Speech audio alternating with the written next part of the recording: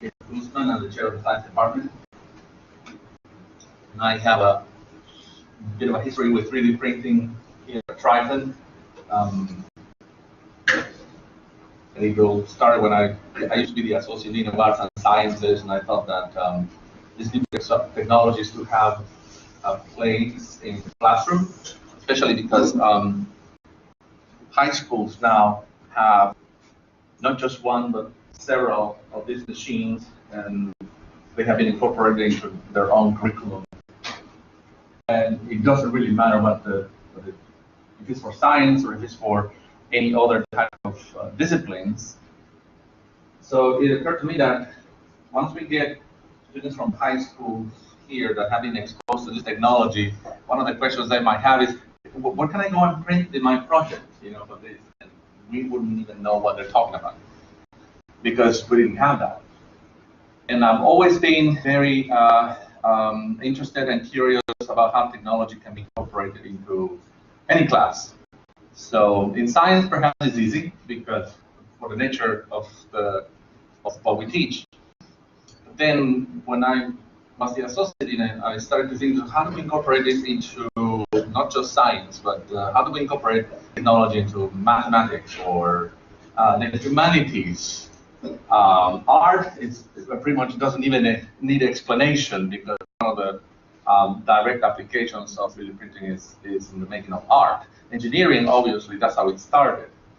So we decided to invest in a couple of machines and try to explore how many different applications can we have.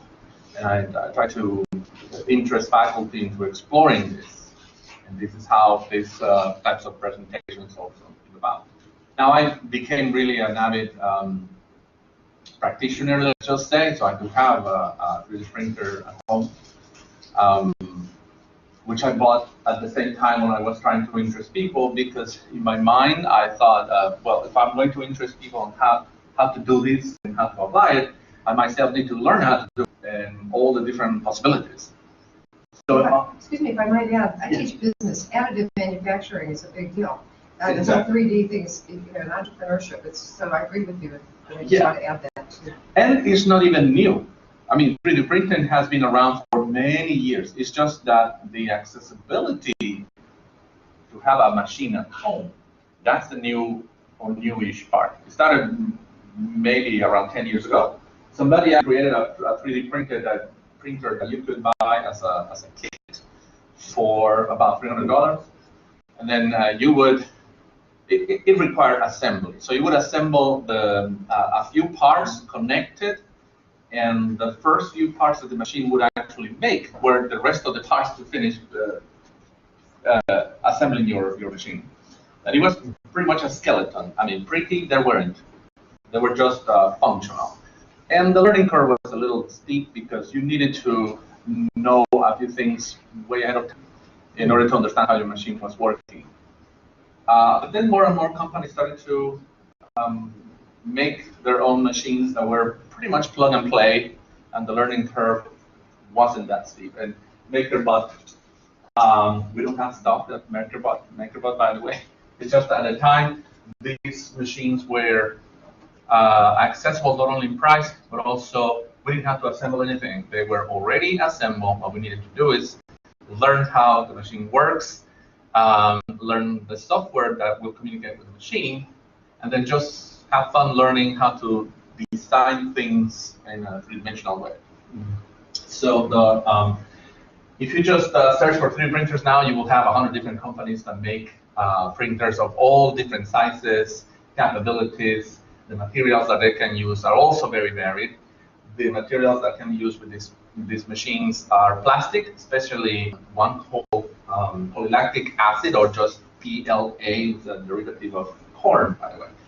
So on this table, everything you see there, except the metal pieces, except this, this is all made with polylactic acid or just filament, which can be made in different colors with different resistance points, different diameter or gauges, if you will, if you need something a lot more, a piece that will carry weight, for example. So initially, 3D printer really started as more like an industrial application for rapid prototyping, at least with materials that are not the final materials. It's just so people can have a good feel for the size of the piece or the functionality of the piece.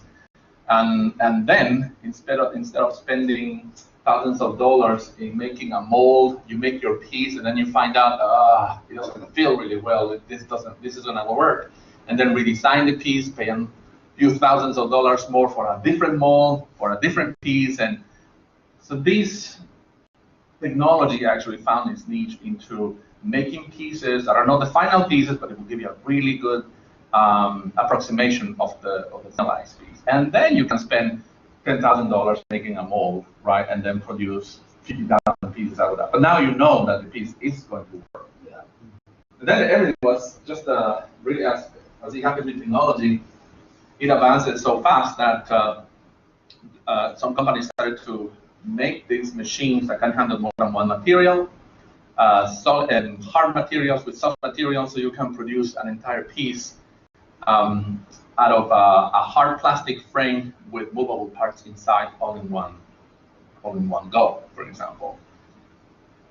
Now, it's safe to say that anybody who wants a 3D printer can access a 3D printer at a very low cost compared to the bigger machines. And when I say bigger machines, I'm talking about $50,000, $150,000 are the size of that desk. So things have changed a lot. And in my opinion, 3D printing has kind of democratized, if that's a word, all of these manufacturing processes that we do. It's not now just for the one who's an engineer, right, who can do this. Anybody who can think of something can learn how to make it in one of these machines. I saw a video, and this is a couple of years ago already, about a woman who learned to use the machine to produce fab-like substance and make clothes out of it. I think her name is Julie in New York. She's the fashion designer, and all her clothing is with 3D printed materials. Yes. And they're flexible, actually. Yes. But she had to experiment a lot with the filament or whatever the material. Yes. And of course, in the medical world, too, they're using. Yeah, the dental applications for dentistry have been around for ages now. This is, of course, made in plastic, but there is a photopolymer that can be used to produce a piece that can go into a human. So it's approved to be like that. There are materials that are now compatible with food. And speaking of food, there are printers. It's like the upper jaw? This is the lower jaw. Lower jaw, oh, okay. Things can be made in titanium to replace discs or replace pieces of bone, etc., cartilage. There is also something called photo or 3D bioprinting, which I don't think the commercial use is still there, but you can make a scaffold of material that is biodegradable, and instead of putting layers of plastic, you actually put layers of living cells on that scaffold, and in the end you have an organ that has been produced that way with cells from the donor. Yeah. So which hypothetically should reduce the chance of rejection, and also somebody can have an organ that is pretty much made to order instead of waiting for years until there's an organ that is available. Yeah. So it's helping in a lot of fields. The International Space Station has a 3D printer, so they're printing tools. They can make their, if they need it, instead of carrying all the tools. Somebody actually made an estimation of how much does it cost to launch 1 pound of whatever it is into space, and it's just a few $1 million for a pound. So you cannot put just our tools there that they might need. So instead, what they did is they put a 3D printer that is going they need to fabricate something, they can make it on demand. So we'll talk about the applications to that, but really what 3D printing really is to transform something that is usually an image into the two-dimensional world to make it into something, into the three-dimensional world that can be handled. So in education, that's particularly important. because learning out of a book is the most difficult thing ever, at least in science. So your experience in other fields, I'm sure is pretty different, but at least in science, the most difficult thing to explain in my class to a student is how does a protein look like? There are beautiful pictures in the books, and we can talk about the topology of a protein, which is basically the shape of it, but it's very different than just show them this. And when I say this is a typical protein, and the structure that you see here, that they look like arrows, that has a specific name, that kind of structure is present in many, many, many different proteins, and this compares the protein-specific characteristics. These other filament-like parts are not the same, so visually now students understand what I'm talking about. If I'm talking about beta sheets, or if I'm talking about alpha helices, because they're representative. Now they can see it. If I try to explain how a virus works, out of a picture or out of a nice diagram in a book, it's very limited. If I tell them, this is the human papilloma virus, this is exactly how the virus looks like, because all of these intricate points in the surface, this is taken from molecular data that has been measured on the proteins of the viruses, and somebody just took the time to translate all of that data into something that we can handle and print. So they can open the virus and see what's inside, and it's a lot easier to understand that in order to for a virus to infect and act in a cell, first of all, it has to be recognized. It has to attach to the cell. So how do they do that? Using this. So there is something on the cell that really looks like this, that receives this piece. Yes. And once this is done, there's game over for the cell. The virus will infect the cell. And it takes less time to explain all that process using this than the best slide that I can have in any PowerPoint or any presentation tool. Yes? Yeah, you might be getting ready to explain this, but one of the things I can think about using in horticulture, when we teach entomology, we'll talk about maybe 15 or 20 different insect classes. We don't go down to individual species, we'll start the beetles or the butterflies or what have you. It would be awesome to have a 3D printed beetle. I mean, beetles are pretty easy. Everybody kind of knows a beetle, but some of the less obvious ones like springtails or silverfish or you name it. It would be awesome. But how would the person, if I want to create a 3D cicada? Somebody already had, actually. There's a friend of mine in the University of Chicago who is a biochemist, and he actually studies yeast. His first of all, he is a software engineer by training from many years ago, and then he just became a biologist. And then last year he was appointed as an associate professor of biochemistry over there. His first project, because he was just curious and because he thought it was fun, was to make a yeast in the middle of reproducing. So daughter yeast coming out on a mother yeast, and he made all the parts of the cell inside with the most accurate representation, because it measures everything. So his engineering mind kind of helped him, and everything kind of fits inside the cell. And that is truly how a cell really looks like inside. You can see how crowded it is inside. So it beats any picture in any book because they have to be accessible for people to read them, right? Sure. But when you say, no, this is how a cell really looks inside, there's not a lot of space inside. A lot of things are happening. So somebody, and then he went to, I suppose he went to the Field Museum or some of the museums, and he saw how you spell it? How you say trilobite? Trilobite. A trilobite, and he kind of fell in love with this extinct species. So he modeled his first trilobite out of measurements that he found in scientific papers on how people think animals were, and he produced a trilobite in plastic first, and then by the same process I produced all these pieces, he made his first in bronze.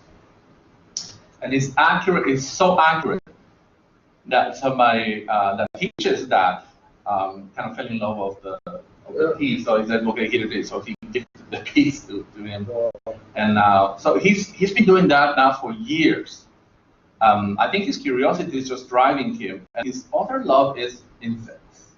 So he already made a cicada. He made a moth. Yeah. He made jumping spiders. Yeah. His most famous work, I think, in the insect world right now is a mantis, and it's movable, and it's this big. Wow. So he starts by sketching, by really doing a study of the insect, the heads, the eyes, and everything, and then he models absolutely every single detail. So when it's printed and you see the mantis, that is really how a mantis looks like. So he recently had was invited for an exhibition in Seattle, so he got all his box there, and he started to make, because you were talking about beetles, he was, how do you call this, is a stag beetle, the one that has like, okay, he made that one, but not just the adult one, he made the different life stages from the grub to that, and kind of mounted in a log or something, so you see all the life stages of these, and these are not really beetles, these are hand-sized pieces.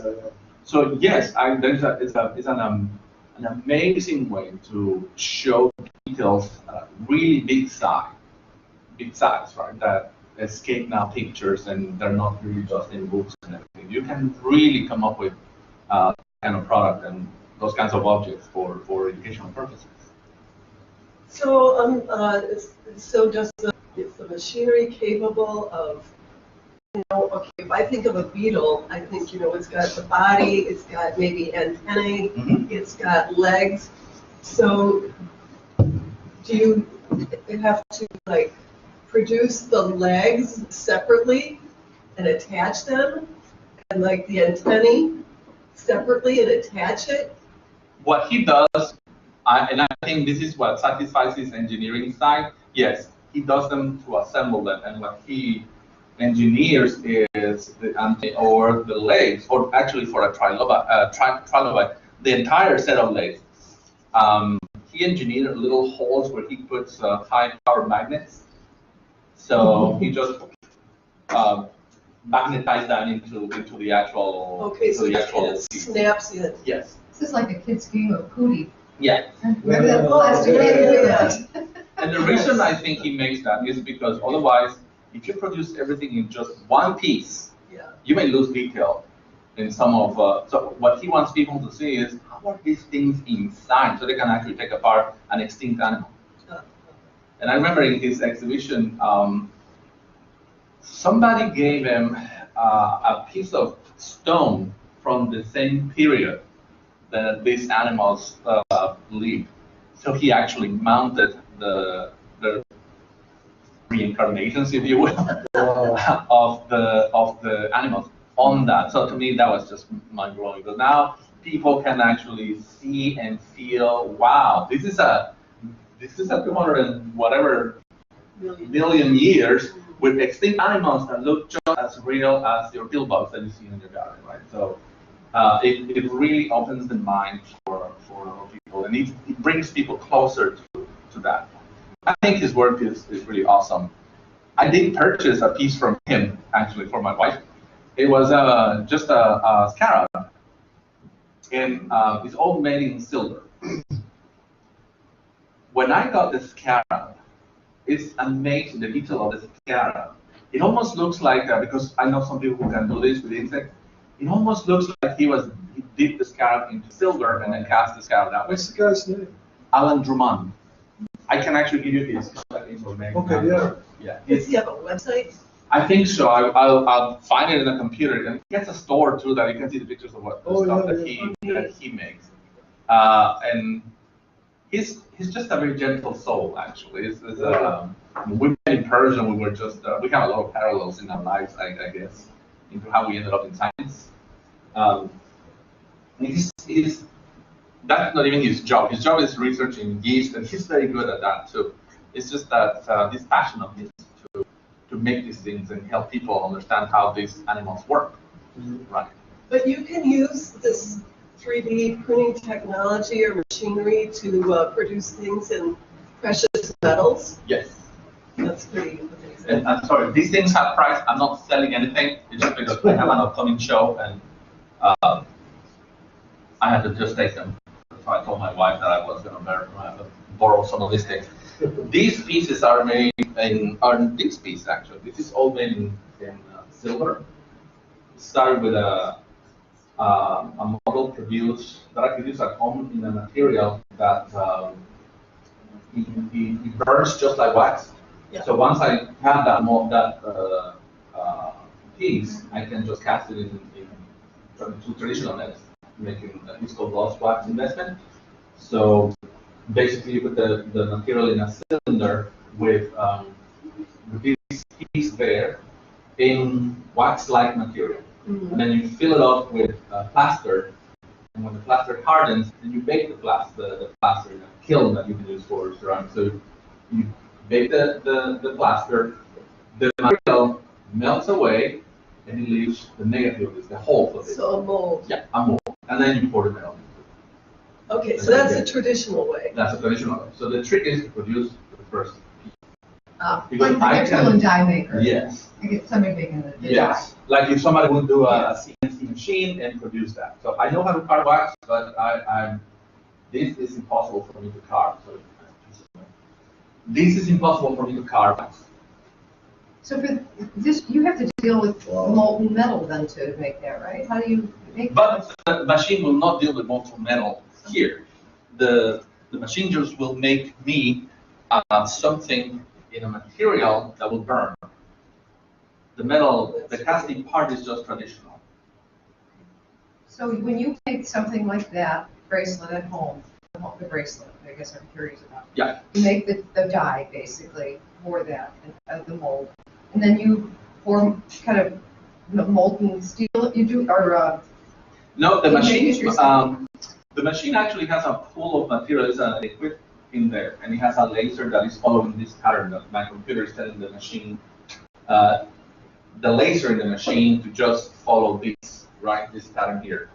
But the laser hits the molten, not the molten. When the laser hits the resin, the liquid substance, that it hardens that layer, and it does it for, I think these were 600 times, 600 layers. And then in the end, the machine this comes out of the machine kind of upside down as a solid object coming out of a pool of liquid. And that is very sensitive. I mean, I can break down because it looks like plastic, but it's not plastic. It looks like wax, but it's not wax. That piece I can use to make a mold. And then the mold is used to pour molten metal. So there are no machines right now that can carve anything out of the metal itself. Like you could have a silver, and then with CNC you can do it, but 3D printers cannot do that. So CNC machines are still too expensive, like we have one at home. CNC stands for? Computer numerical control or something like that. Basically, if you have seen a lathe working, that's how CNC machines, you program the machine to carve out of a block of material, and that's how you get certain pieces. So you're just using for the bracelet, you're just using the 3D printer to produce an object that can be used to make a mold. Yes. Okay. Yes. What is this? No. I'm sorry. This is my signature piece. We call it the teacup. Kind of. Oh. Now, the process to design that is called generative design, which in simple words is you start with a shape. Fractal. Exactly. You start with a shape, change some mathematical parameters, and then see what the result is. And you keep doing that, and you can doing that, and you keep doing that until you end up with a shape that you like. And I don't know how many iterations I did for this, 25 or something like that, until when I saw this piece, I don't know, in my mind, it looked like a peacock tail. Yeah. And I liked it. Now, the rest was, okay, can I make this? That's 3D printed. And yeah, what kind of material is this? that? This is, like I said, it looks like gold is brass. This is brass, this is silver. It seems very sturdy structurally. It is. Those. I mean, they don't seem flimsy at all. They're not. I mean, with enough pressure, you really bend those. Now this, it looks like gold too, but this is stainless steel. Now the process for this is more like It's yellow stainless steel? it has a coat of 14 karat gold. Oh, Um, as a comparison, this is also stainless steel. Oh, that's It's pretty. just that steel is Much not heavier. something that people will use in jewelry, so that's fine. Now the way to make this, it's different. You cannot use any of these machines. The way to do something in stainless steel, the machine has a pool of powder, super fine powder, which is stainless steel powder, and mixed with a glue, which is called a binder. So the laser in that case is on top. So the laser makes the pattern almost like a laser engraver, right? Makes the pattern on the powder, and the powder melts and solidifies right there. So a roller moves more powder on top of that layer, and the laser does the same. So it's like this wow. until the piece is actually made layer by layer by layer by layer. So at that time, you can have that cross, for example, is a mixture of stainless steel. It looks gray, Yes. unpolished, Yeah. and binder and glue. If you bend it, you break it because the glue is not resistant. So the glue is like making the material very porous. Uh-huh. So you have to fill that with something, and that something is bronze. So you put it into another machine that infuses bronze into the holes left by the binder, and then you pretty much heat the entire thing up until it fuses, and then you end up with a piece like that that is 60% stainless steel and 40% bronze. So it's really very hard. Gosh, I'm imagining you have a house full of equipment. I don't know. I only have 2 machines. I have no more space. You're like moving one to another. But this is the thing. You don't even need to have these machines at home. If you know how to design it, there are many companies where you send the file and then they produce it for you. Oh. In fact, I just send the file in because there's no way I can have anything to make them steel at home. The machines are like this big, Oh. and those are really expensive ones. Yeah. I send the file of these, and then they return the piece to me. So I you just specify what material I want. you just send like a 2D representation? A 3D. The file is now a 3D file, a 3D file. Okay, so there's special software that produces. Yes. Which I'm going to show you how to do because it's even free. Okay. Yeah. For beginners, there's a fantastic piece on the internet that is free. You just create your account there and you can start learning how to design in 3D things. That's how I make this actually. That's pretty exciting. Is it kind of like a CAD/CAM kind of thing? Yes, exactly. Okay. It's just that the original CAD software is hard to understand, and then a lot of companies have tried to simplify the understanding of the software and the use of that too. So I like that we're not following the presentation because it's a lot better if I just answer the questions you have, right? But I'm going to show you the. One thing I want to make sure is that printing is really the wrong term for this. Because when we say printing, people really think of a printer. You stand there, you wait 30 seconds, you have or 5 minutes if it's a bulky document, but you don't have to wait a day, right, for this. This is really manufacturing. I would say it's 3D making, 3D building, 3D manufacturing, but printing is because it looks like a print. Maybe that's why, but it's really not like that. And that may give the wrong impression that you send a file and in 5 minutes you can have it. Because all the videos you see are time-lapse, so everything happens really quickly. This hand took me 16 hours to complete this prosthetic. That had to do it in 2 different colors. So this took 6 hours to complete. It doesn't look like much. What is that? But this is actually, imagine the cytoskeleton, and somebody made a design that looks like a lamp. And if you put one of those LED little lamps in here, it really looks like a lamp. And you can use it as a lamp. But this is how the cell looks inside. If you remove the cell membrane and everything, all the cytoskeleton kind of looks like that. It's very organic. So I like to make it a little thinner and make it a bracelet. Yeah. Yeah, actually, the company that makes this already have that. Yeah. When you go to the website, you can decide how you want your bracelet.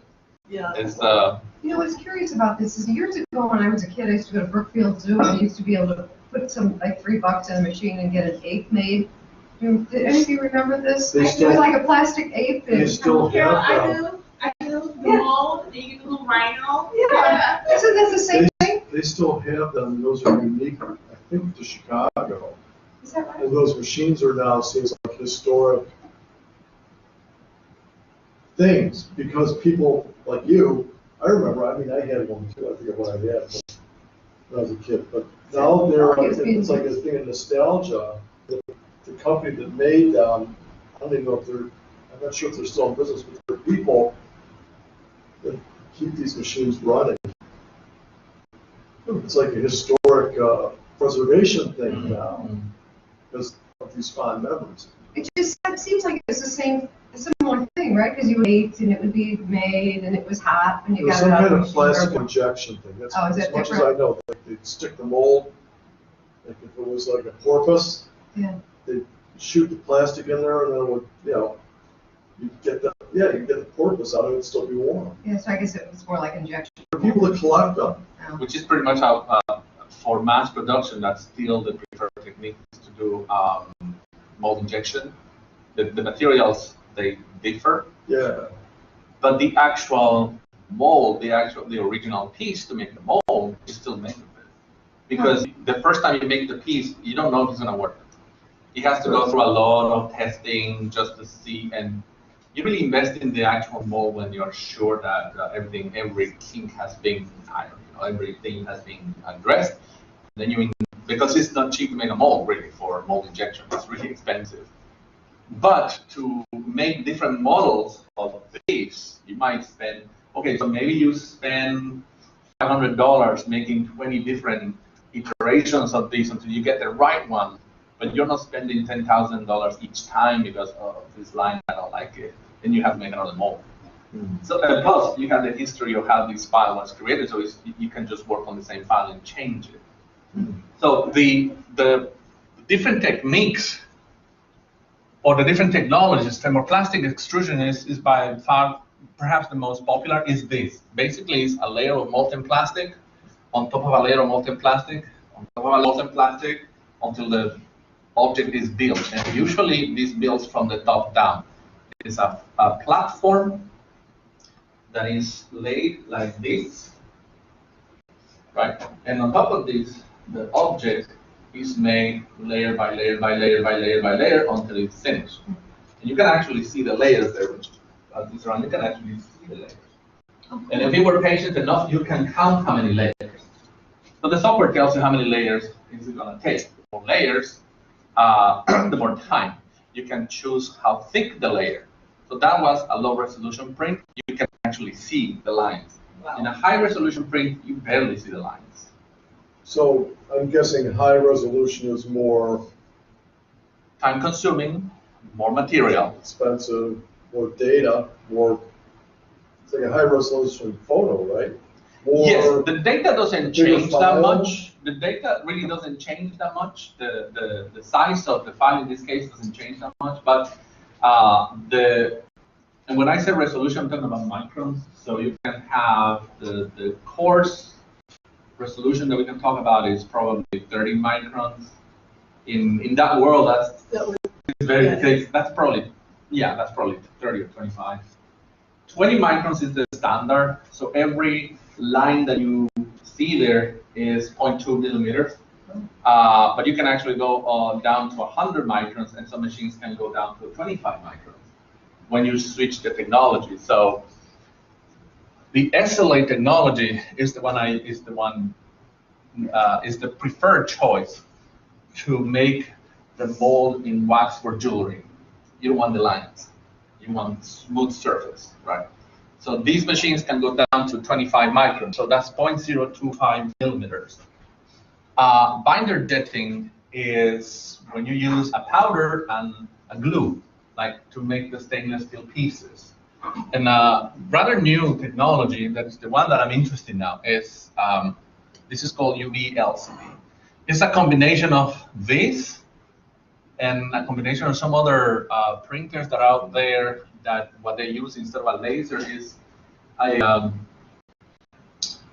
projection of an image. So to make these, for example, instead of the laser hitting the photopolymerizing resin and harden it as the laser moves, the projection of an entire image hardens the image all at once. So it makes it faster. But the problem is that the projection is not a super high resolution projection. So the technology, just by projecting an image and harden that image all at once, is faster, but the resolution is not so good. Laser has very high resolution, but it's not fast enough. So this new technology called UV LCD is kind of the best of both worlds. The projection is a super high resolution projection, and instead of a laser, is using UV light that hardens the material. So you can have a piece with the same resolution made 8 times faster, which is really what people want, especially in the jewelry business. If somebody wants a ring, you measure the size, you kind of prototype something, you print it, the customer comes and fits the ring. Oh, it fits nice, but can we add an extra stone? Can we add this? Can we add that? So you're gonna have the customer, for 3 months trying to go back and forth. They want the ring already done. So the faster you can make those prototypes, the faster the customer can decide, oh yeah, and now I'm happy, the faster you can do that ring. Right? So just a point of so would they do the ring in some lesser material and not do the actual precious metal until the customer is satisfied they like the prototype? Yeah, that's how most jewelers would do. They allow the customer to change their minds up to 3 times. Yeah. Because it still costs time and effort to do the prototypes. So, but before somebody had to carve in wax the ring and then size it and everything, and the customer didn't like it, they cannot change that. They have to start over with another piece of wax, and they have to carve it again. So now it's a lot easier to do it. So in summary here, this uses plastic. This uses liquid, is a resin that hardens with laser or light.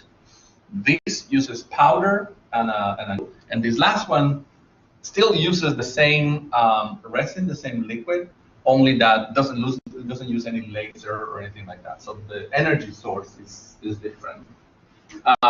There are other more expensive and actually more experimental technologies, but in the market, I think, or in the industry, these are the ones that are mostly used.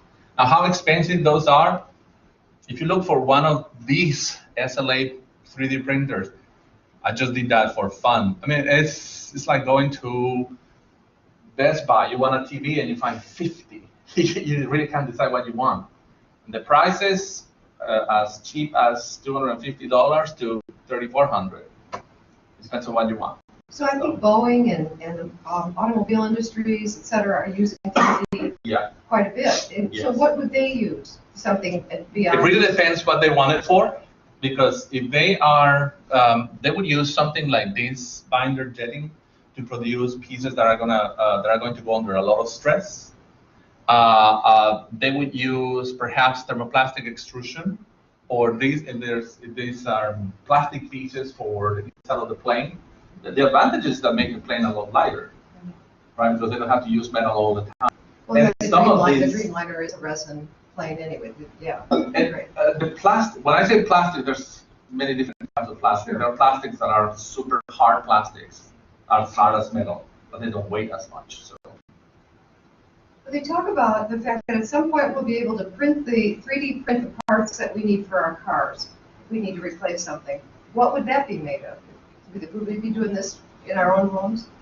Like we have, laser printer? No, I don't see that happening at home, actually. Yes, I have made things for my car, but it's only decorative or functional, where I can put a cell phone or something like that. Yeah. But something that's going to use or be under stress, it's not going to be these printers that are going to make it. The technology is going to be very similar, but it's probably going to be binder jetting. Thank you. Sorry. Because they allow for really big pieces to be made at once. There's an Italian company actually who makes cars. The cars are not really well known, but they make cars. A lot of their pieces are 3D printed, including the piece where the block is with the engine is. I was just thinking that Cuba would be a great market because they have these old cars that they keep using, cars from the 50s, and if they need a part, they can 3D print it. Yes, I mean, a lot of people are actually going that way because you cannot find parts anymore. The first part I printed for home was something for the drain caps. Yeah. I was recovering from surgery, and they were doing some landscaping at home, and I asked them to reroute some of the downspouts. And but I think when I realized what they did, they used a really wide piece of pipe, the pipe that looks like an accordion. They couldn't find a cap. The caps were small, and we went to, I mean, they went to Ace, they went to Home Depot, they went to Lowe's, and everything. The caps were just like 1.5 inches smaller. And I said, well, what am I thinking? I'm just gonna make it. So I went and measured, and I made the 2 caps. They lasted 2 years just fine. Now I just have to make them again, but I still have the file exactly for that size. Wow. And it looks just like the one you get at Ace. The only difference is that the only filament I had at the time was green, so they just look green, this color. Which is even nicer because this is where the grass is. So, with the holes and everything, it worked just fine. So how much did each one cost? How much did it cost to make it yourself? I mean, at Lowe's, if they have them, I don't know, maybe $1 it's maybe. less than. Oh, really? Yeah. So not that expensive. No, these hands with all these pieces, with all the metal pieces, because the kit I purchased the kit for with the tensors and the screws and everything. The price of this is $60 and a weekend of work. Wow. All together, what I paid for the kit and what I estimated that I was spending in the material. This is a project, by the way, by an organization called Enable.org, and what they do is they make prosthetics for people who don't have limbs, hands, limbs, and now legs. Yeah. Because prosthetics are always expensive.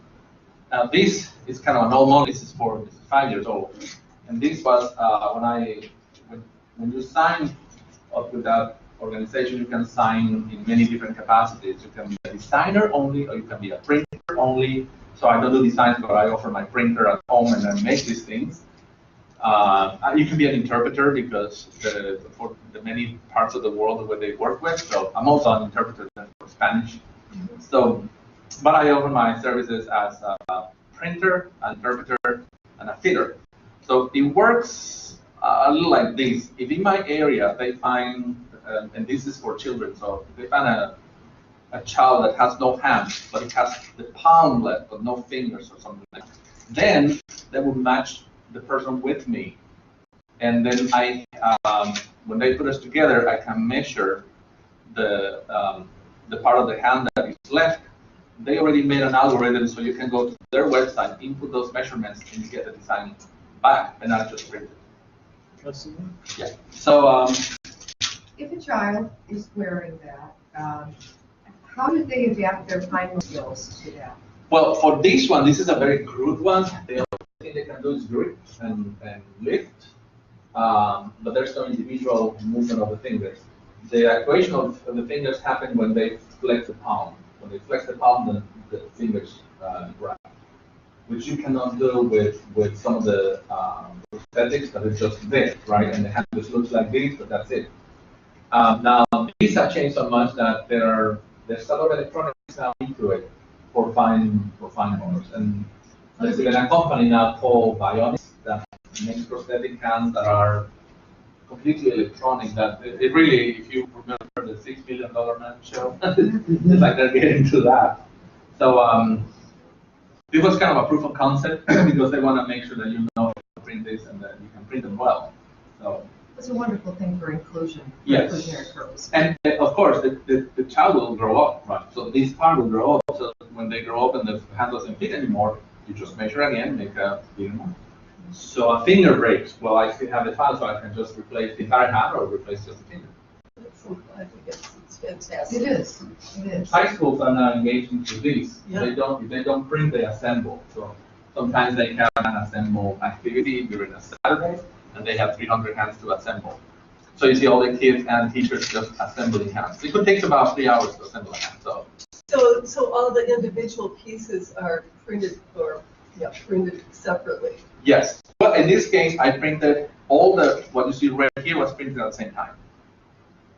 So the gauntlet, this piece, and the fingers. And that took about like 12 hours to do. But when you say printed at the same time, what does that mean? There was like On the same plate. Huh. Every piece, Wow. when you take everything from the printer, everything is finished there. oh, okay. Individually, and then you assemble it? Or- Yes. So you So, sort of break it off. yes, You break it apart.